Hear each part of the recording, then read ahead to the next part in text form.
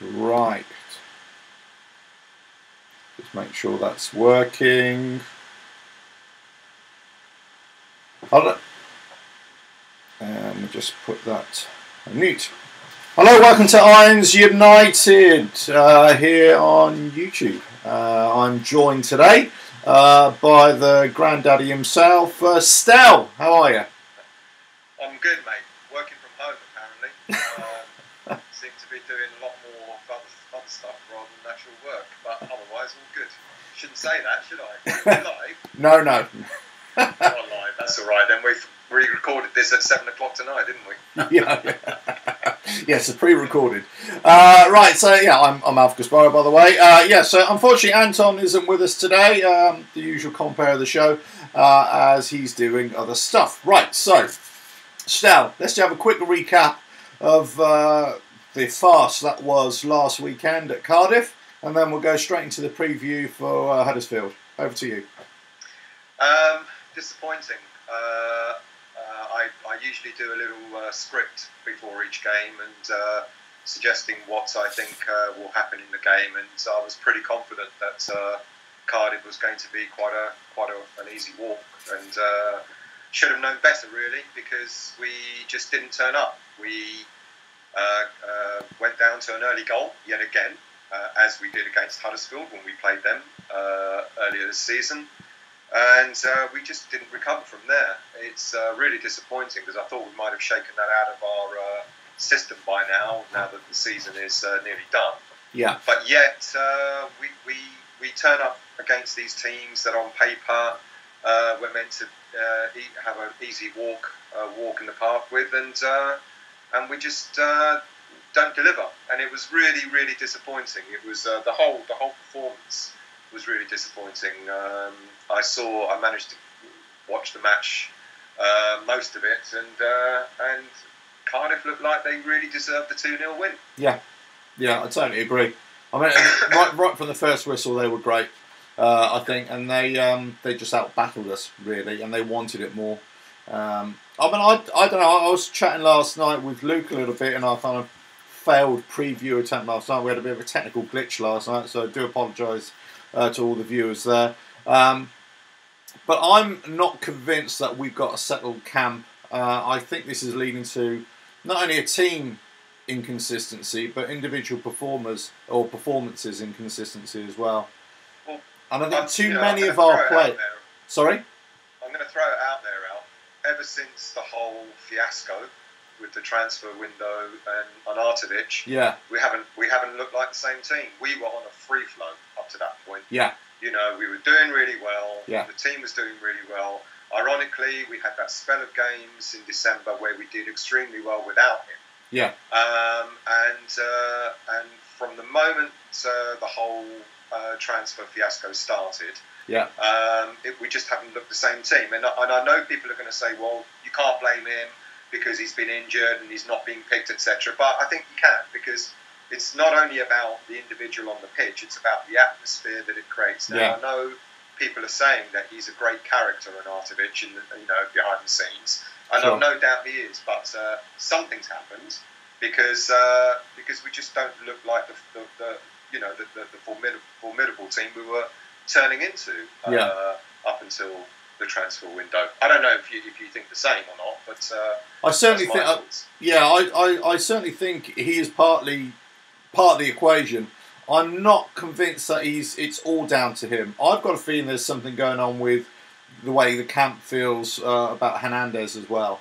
Possibly like a lot of us who had great hopes for him, and like a lot of us, and not only on Irons United but also on other West Ham channels as well, we've kind of defended Hernandez a little bit and saying, we're just not playing to his strengths and all that kind of stuff.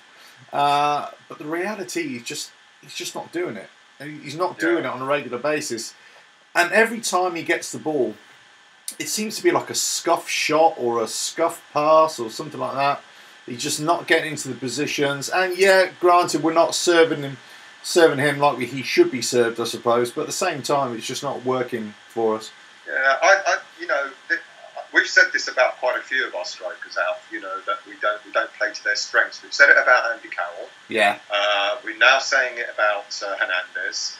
You know, I just wonder if these players are just not the right fit for West Ham. To be quite honest with you, I think you know you look around world football and you look at some of the strikers that are out there, and they seem to adapt to the team that they go into. Yeah.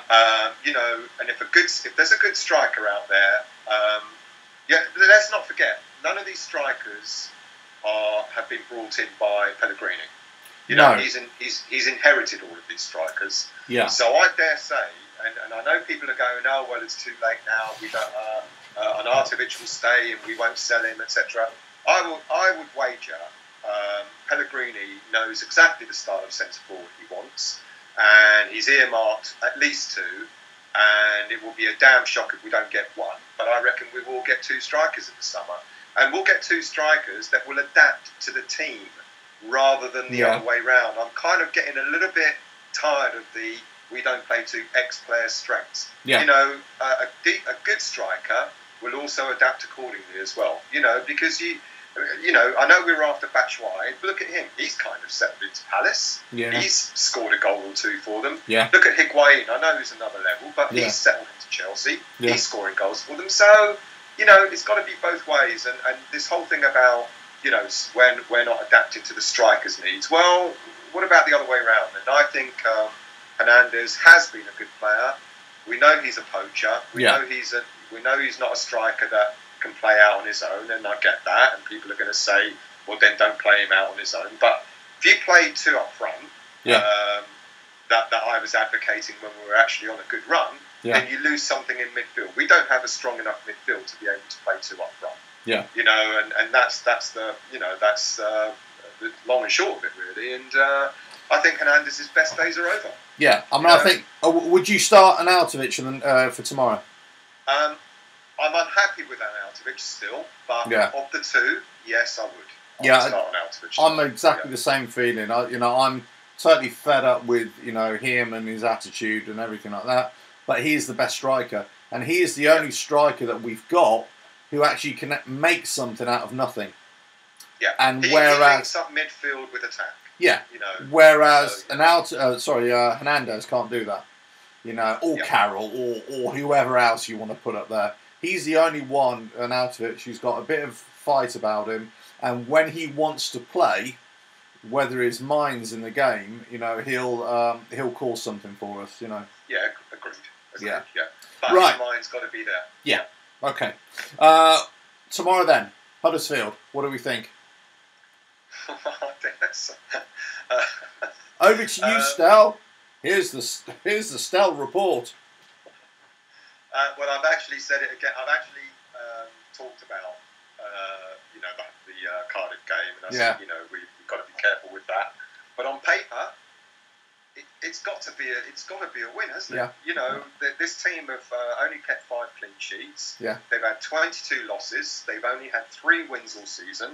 Yeah. When they played us last, they scored an early goal. When we got the 1-1 draw, and Anderson got the goal to draw us level. Yeah. But they don't have anything really to offer. Jorgensen's their top goal scorer with 3 goals. Then they've got a few players, Mounier, Billing, Moy, all on 2. So on paper, and it's at home, and we seem to be playing better at home than we are away at the moment. Yeah. It's got to be a win. It's got to be a win, and not only a win, but it's got to be a comfortable win. You see, again, I said this against Cardiff. Yeah, you see, I completely agree with you. I think on paper, and this kind of goes back to what I was saying before about the squad, and we're maybe a bit unhappy, but we do have quality in the squad, and our players, player for player, we should be a lot better than them. Yeah. But I'm concerned, and the reason why I'm concerned is that we're 9th, and we're kind of in no man's land right now. And I think maybe, I'm not sure if they've given up the fight, or, there's no desperation about our league position right now. However, Huddersfield, they're desperate to get out of it. Yeah, absolutely. They're going to give us a fight tomorrow. Yeah, and we're going to be facing these teams that really want to fight and really want to prove something. And, it will either go one or two ways. We'll either, steam right steamroll right over them. Excuse me. Or it will be very close, and they might even nick it 1-0. So again, this goes back to our strikers and the way we're playing in the final third. Are we creating enough chances? Are we taking enough shots early enough? And are they on target? And are we scoring goals? Yeah, the cohesion's not there at the moment. Anderson's sort of blowing hot and cold again. Yeah. He might already be thinking about his Brazilian spot and not wanting to get injured. Yeah. Snodgrass, what I've thought of Snodgrass in the past. I've been a big critic of Snodgrass. And then he came good. Yeah. And now he's disappeared again. Yeah. And, But he's not alone. He's not alone. No, I agree. No. I agree. He isn't alone, but he isn't good enough. No. Whereas with Anderson, he's got it in the locker to turn it up a notch if he really wanted to. Lanzini has only just come back from injury, and I'm actually surprised that he's played as much as he has. Yeah. But then there is also Nasri, who's only just come back from injury. So, but I think the Anderson, Lanzini, Arnautovic link up will be really interesting because I think all three of them will start tomorrow. Yeah. And I think it'll be quite interesting to see how they link up. Let's not forget last season when Arnautovic was having a good spell. It was when he was playing, with Lanzini just behind him. Yeah. And they tore some teams apart, if you remember last season. Yeah. And I think that will change the dynamics of having, like you've alluded to, having an Arnautovic in the mix. Yeah. Will give Anderson a little pep, a little G up, and it will give Lanzini something to aim for as well. So I think we'll see that tomorrow, and I think there'll be a change in our thinking and our dynamics in the last third of the pitch. Okay, well, I mean, for me, I think we just got to go on the attack, and we've got to just move up the field a lot quicker. I think what was noticeable certainly last game. We're just very slow in our build-up, and it didn't seem to have a lot of purpose a lot of the time. So whilst I'm very critical of Hernandez, I'm also critical of the rest of the players, the rest of the team, for not moving forward. We're great, kind of, defensively, in many ways of, backs against the wall, last-ditch defending. Diop was playing great. We'll talk about Balbuena, whether he's coming in for this match. I don't think he is. I think Ogbona's going to stay. But it's from defence, then to midfield, and then what happens after that.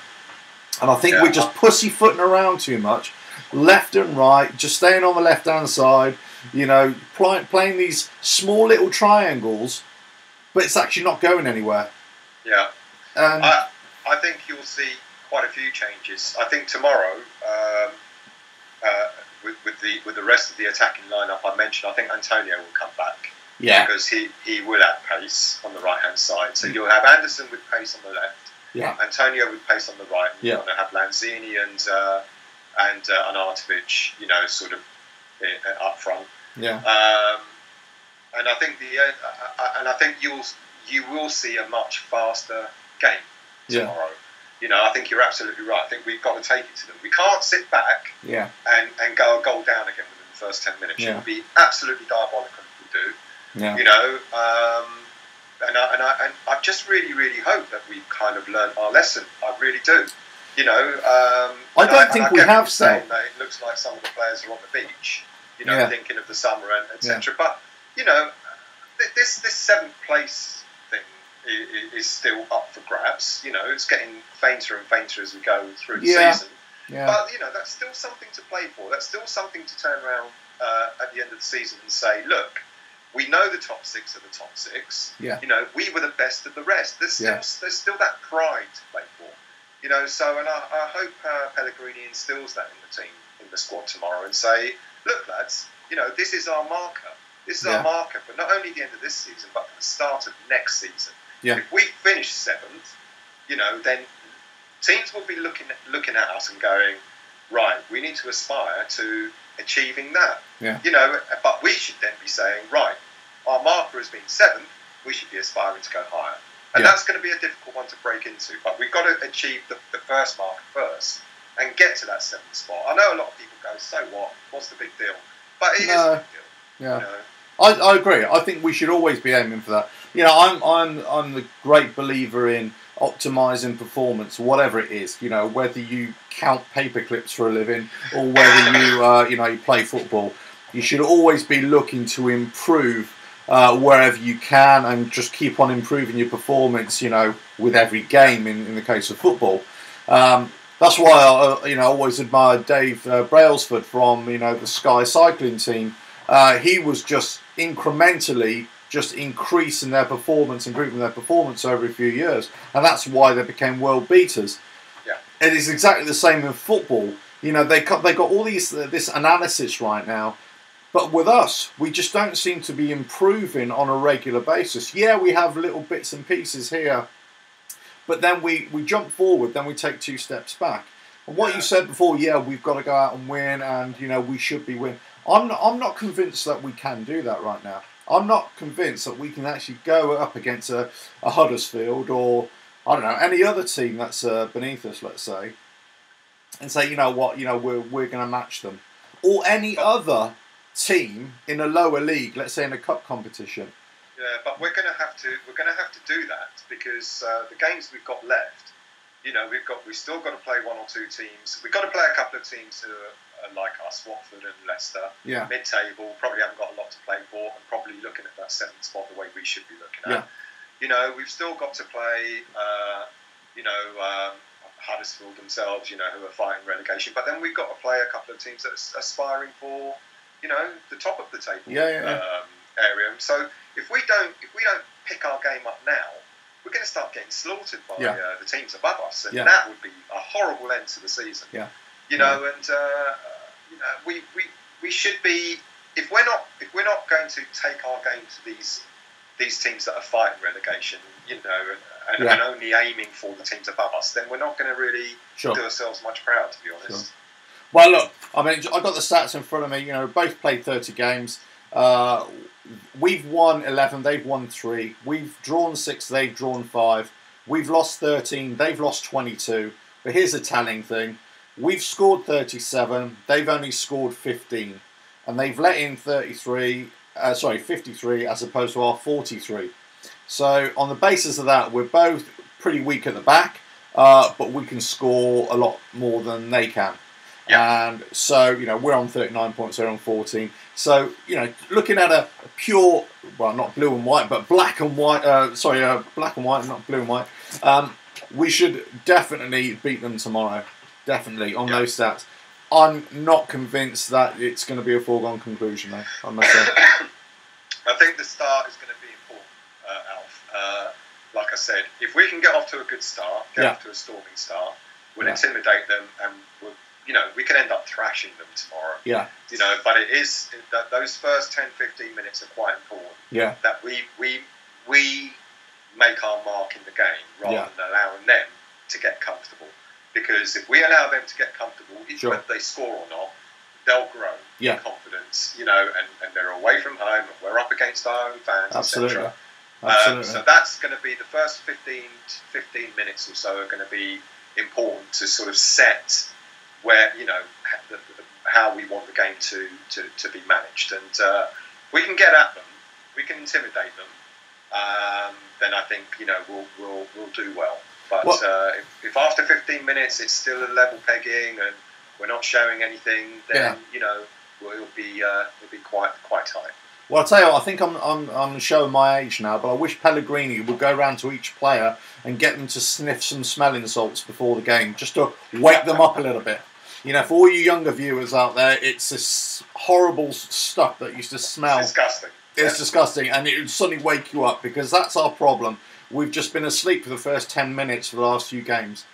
And you're absolutely right. We've got to go at them right from the word go. And I think the key to our consistency now, improving our performance, is never to underestimate any opponent again. Absolutely. We've got to treat each team that we play as if, not necessarily as if they're better than us, but as if to say we cannot give them an inch and we've got to go at them straight away. Agreed. Yeah. Totally agreed. Right. Agreed. Yeah. Okay, so what do you think for score prediction tomorrow then? Well, having said all that, I'm going to go. I think they'll probably score. but I'm going to go for a 3-1. Oh yeah, okay. Yeah, I'm gonna go for. I actually do think that we won't be complacent. I hope I'm not proven wrong. And I think we're going to be comfortable. And I think I think Arnautovic is going to get on the score sheet. I think Antonio will start. He'll get on the score sheet. And I actually think Lanzini or Anderson might get on. Yeah, I think was it last season at their ground. It was the Arnautovic-Lanzini show. That was a 4-1, wasn't it? Exactly. So I think you're right. I think if them two can actually, click in this game, I think it could be a rout. I'm with you. It's despite what I've said and how nervous I am. I think we're going to win this, and I think we're going to win. I think we're going to win it in the second half. I think it's going to be a nervous first half, and I'm going to go for a 2-0. Okay. Or 5-0. Or a 7-0. I don't know. I have no idea. I think we're owed. I think a team is owed a spanking.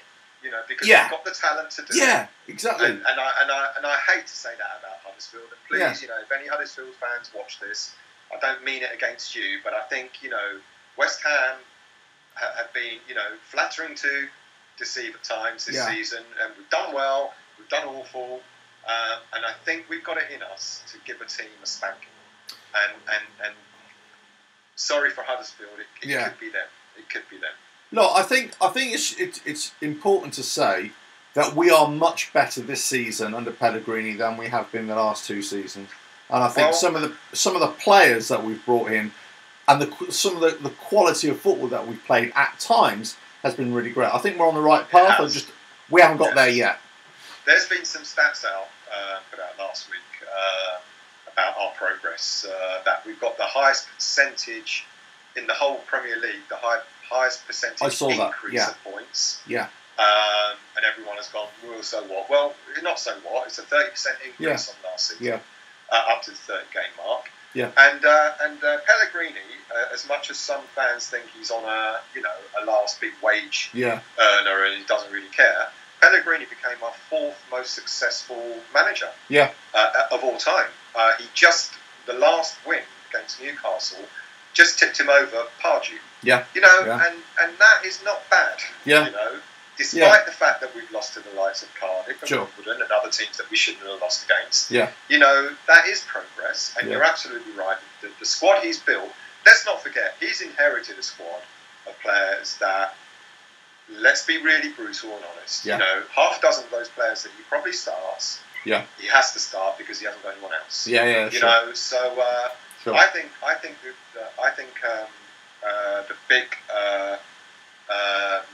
goal is going to be next season when he's brought in a few more of his players. Yeah. He'll gel with the other players that he's brought, and then let's rate him and talk whether he's he's good or bad. I think he's a good thing. No, I agree. And I think you're right. I think the style of football we've been playing has been wonderful. There's been fans walking out of the London Stadium with smiles on their faces, and and we weren't getting that last season. No. Sure. I remember a couple of weeks ago, or 3 weeks ago, whenever it was, when we played Fulham, and that was a bit of a nervous start, but we came good in the end, and walked out, and it was an evening game as well. But the amount of or the number of smiley, happy people which I saw walking around. And it's under the lights. It was a good atmosphere. We played some decent stuff in the end, but we showed a bit of fight and a commitment. And it's just the way we played. Then the next week we played Newcastle, and again that was a brilliant performance. Yeah. And all of a sudden, that's why I think at times, because of Pellegrini, because of the signings that we made in the summer, our expectation or our what's the word I'm looking for? Not our expectation, but our desire to go on to that next level has been heightened. We actually want to get there because we can see we're within touching distance. It's right there in front of us, but we're not quite there yet, and that's quite there. And that's the frustrating thing about it, because all of a sudden you can go against Cardiff and go, "What the hell happened there?" And people are saying that Pellegrini spent 100 mil and he's only just done marginally better than Moyes when he took him for an inch. But for goodness me, if you start comparing the style of Pellegrini and the style of Moyes, then then there's no hope. No, Moyes was fighting. We've got a lot of fans that are glass half full rather than glass half empty rather than glass half full. And it's a shame, really, because there is progress. There has been progress, and I reckon next season we're going to see even more progress. Yeah, I agree. Moyes was fighting fires last. He, in the end, he kept us up. But it wasn't great, and it wasn't pretty. What we want, and it's not what we wanted to see. But he did a job, and we're thankful for that because he did a job. But he's fighting fires. Pellegrini is a next level. He's a next stage, and I agree. And that's why I call it a transition season for us. We've got to wait until next season. I don't even think next season we're going to see the full potential of this squad and of Pellegrini. I think it's going to be season 3. Where we're really going to see something. I think next season will be a much more comfortable season. I think. I'm saying. I'm not suggesting we will break into the top 6 next season, but I reckon we will be. I think we will be comfortably sitting in 7th. Yeah. Almost breaking into the top 6. I'm not suggesting we will, but I think it will be a much more comfortable season. You're going to see a lot more. You're just going to see a very different West Ham. We've already seen a very different West Ham this season in our way we play, and when Moyes has almost 11 players of his own to pick from, that is when you're going to see his thinking, being shown on the football pitch. Yeah, I think like I said a few weeks ago as well. I can't remember when, but I think we said just think we've got some decent players now, but let's think about the players that we could get. All the players that we have got that are on the injured list, if they came back, we're going to have a fantastic starting 11. And we've also got. We heard this week that a couple of the youngsters have been training with the first team at Holland. Yeah, everyone keeps talking about that he's an exciting player. I wouldn't be actually surprised if we might see him play a game or two, or be brought on. In one of the last few games to give him a taste. Johnson's done it. Did exceptionally well. He did. Still got Diangana. Yeah. There's I'm surprised he hasn't used Silva more actually. I think Silva was injured. I don't know if he still is or not. Right. Okay. But if he's not, I reckon I wouldn't be surprised seeing him on the bench. As maybe the second striker on the bench. I'm with you. I'm a great believer in blooding in the youth at any opportunity you can, and whether it's bringing them on for the last 5 minutes. And look, let's face it, we are safe now. It's whether we're going to try and push on for 7th, or whether it's about just consolidating and just trying to still work out the cobwebs in the squad and in the way we play. But I think you're absolutely right. Let's just bring in the youth, whenever we can for the next few games. Right, okay. So we both think we're going to win. We both think, Huddersfield are going to be relegated. I certainly think so. I think, they're pretty much do. Yeah. Them and Fulham look like they are definitely going. Yeah. Unfortunately, sorry Huddersfield. I actually do like you as a club. I've got to say, it's a nice away day. Yeah, I actually like. I like them. I like them. The way they've played, the way that they came up to the Premiership. I like it. And I'll be sorry to see them go. Not because they're going to be our whipping boys, but it's. I actually just like them. Be sorry to see them go. But that's the way it is. No disrespect to them. Right, but I think they're going to be desperate. I think they're going to give us a fight. There we go. They're going to be dangerous. Right. Quick thing about season tickets, Stel. What do you think about the hike?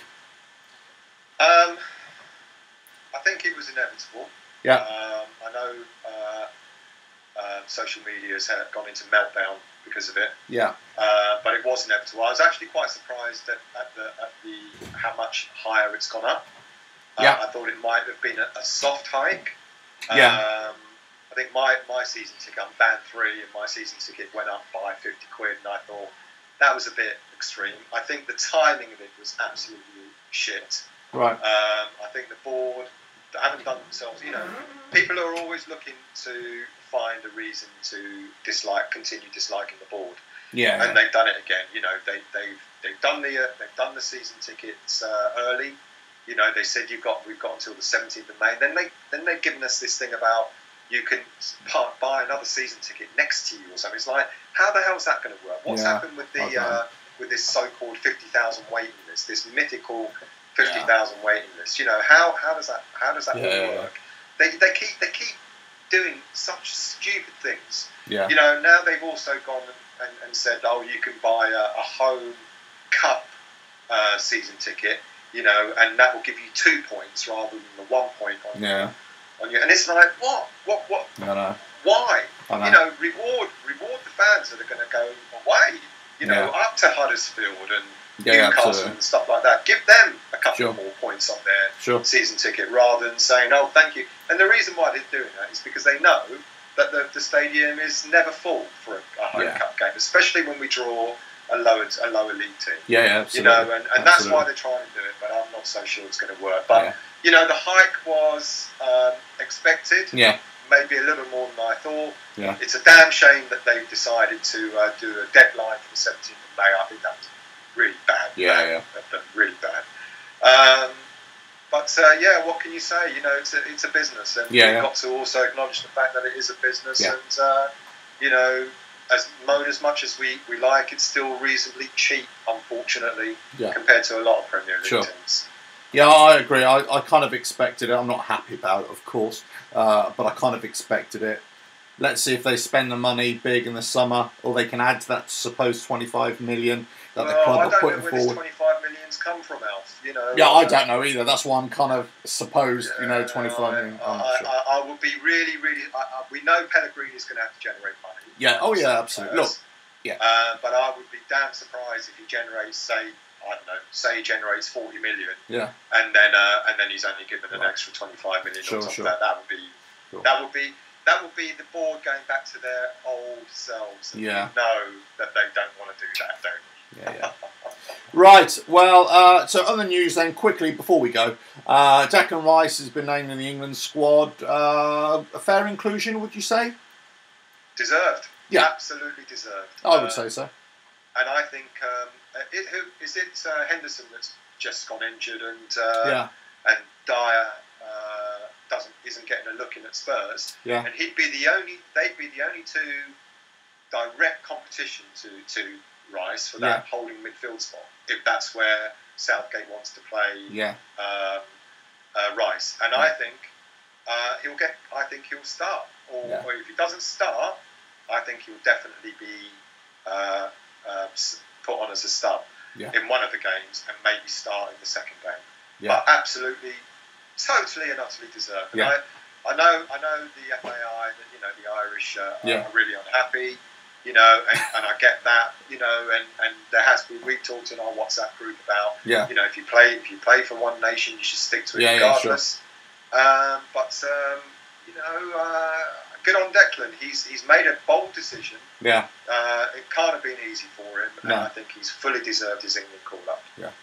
I only laughed there when you were talking about the FAI. No disrespect to Ireland or any of our Irish West Ham fans, of course. The only reason was that this week, I don't know if you saw that Declan Rice was voted. You're laughing because I know. He was voted best young Irish player. Is that correct or something like that? That's correct. Yeah. The irony. It is. Anyway, moving on. Mick McCarthy came out and said, he didn't deserve it. Yeah. Well, I kind of get why he would say that. Yeah. Okay. He was playing for Ireland up to that time. Yeah, absolutely.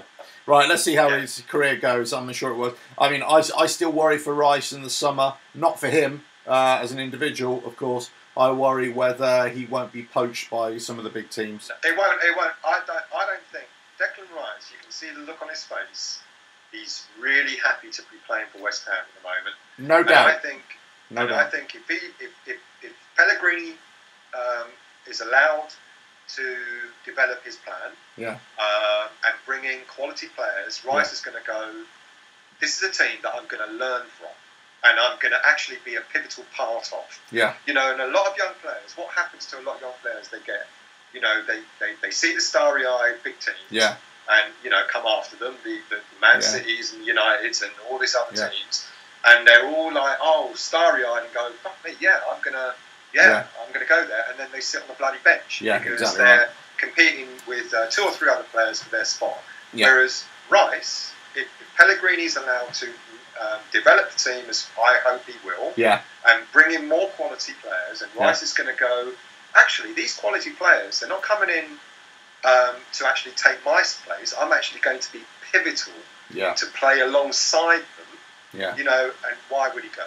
And I give Declan Rice minimum 2 seasons, and if we succeed on the pitch, I reckon he'll stay even longer. I really do. It's only I truly admire your optimism. You've got to look forward. You've got to look at what the plan is. Look, as a fan, and if I was advising my son to say, right, okay, which team do you want to play for, I would always say stick with a smaller team. Stick with the West Ham, because that's going to be much better for your career. Do never ever go to a Chelsea, Man United, Man City, whatever, because you'll disappear. Well, look at these teams. They've got all these youths, that they're loaning out, and now they're getting done for it because all this fair play thing or whatever they're getting done for. And these young players, they're playing in the fucking Belgian second division. Yeah, exactly. And stuff like that. It's like, why? What's the point? So I think Declan Rice will stay. And he will stay for a couple of seasons.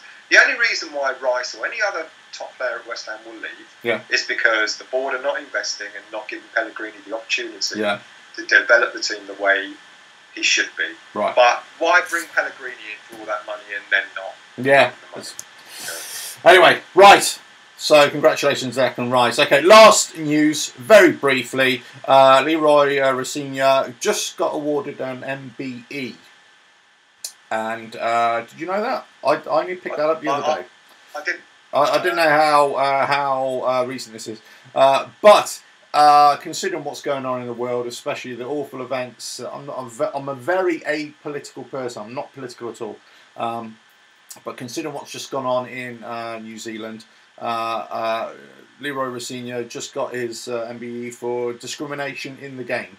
Or his work against anti-discrimination in the game. Congratulations! Fantastic! Our condolences to all the people that died in. Oh yeah, absolutely, and but congratulations to Rossignol for being a standout and for trying to fight discrimination. Absolutely, and I think it's more ex-players should be more involved in that. Yeah, absolutely. So look, it's kind of raising its ugly head a little bit, this season in different clubs, different matches, and it always is down to individuals, isn't it? It's always down to individuals. It's not a fan base or a club. It's an individual. I think that's what we got to remember, Ralph. It is individuals, and when we had that incident with Salah at Stadium, it's all of a sudden, all you West Ham fans are right. Well, sorry, mate, we're not. No, it's one mug who stupidly mouthed off the shit that he mouthed off, and that was that. Yeah. He didn't have. If there was a whole section of the fans doing it, you'd be like, oh dear, but it wasn't. Yeah. It's one mug, and like the idiot that ran on and hit Grealish, and all these other fans that are doing whatever they're doing. It's individuals trying to make names. Absolutely. My advice to any fan is just stay off Twitter. Yeah. Just watch YouTube instead. Account, mate, actually, having said that. Say again? I deleted my account. Do you know what? I very rarely use it. I very rarely use social media full stop these days because I'm just unsociable. Anyway, right. I've been Stel. He's been Alf, or the other way around. I'm not sure. And listen, I think it's going to be. I think it's going to be a tough game tomorrow. I'm saying 2-0, 5-0, whatever, 7-0. Stel saying 3-1. Up the hammers. What do you say, Stel? Up the hammers and come on your eyes. Are you going to Stel tomorrow? Are you going to the game? Do you know what? Unfortunately, I am working. Okay. I've had to give up my tickets on the ticket exchange. we'll have another show about the farce of the ticket exchange as well, shall we? Oh, yeah, let's do that. Oh, God, I love a good grumble, you know me. But no, so, oh yes, so I'm glad you mentioned Stour Space. So members of the Irons United will be there tomorrow. Pre-match, Stour Space, West Ham Supporters Club pre-match match day bar. We'll be doing some live streaming from there and video interviews as well. Pre and post-match perhaps. Get yourselves down there, and if you can't get to the match, get onto YouTube. We'll be live streaming, and you can just join in the fun as well. Pre-match, post-match videos and all that kind of good stuff. Please leave comments in the video. Subscribe to Irons United because they're really cool. I'm not. Stour is kind of cool. But he isn't really. I mean, have you seen his dress sense? Oh, my God. Right. Apparently, his dress sense is very mod-like. Is that right? It is. Or a la mode. What is it? Mod or a la mode? What is it? I don't know. Mod, retro. Oh, mod retro, is it? Anyway. We're getting off the subject. That's what I call it because my clothes are so old. Yeah. I haven't bought any since the 70s, so they're now retro. Wow. Anyway, I've got a very tough bread round on my bike right now, so yeah, I need to go up the Yorkshire Dales and go and ride my bike. Right. Catch you on the next video live stream. Cheers, Stour. He's been Stour. I've been Alf. Come on, you Irons.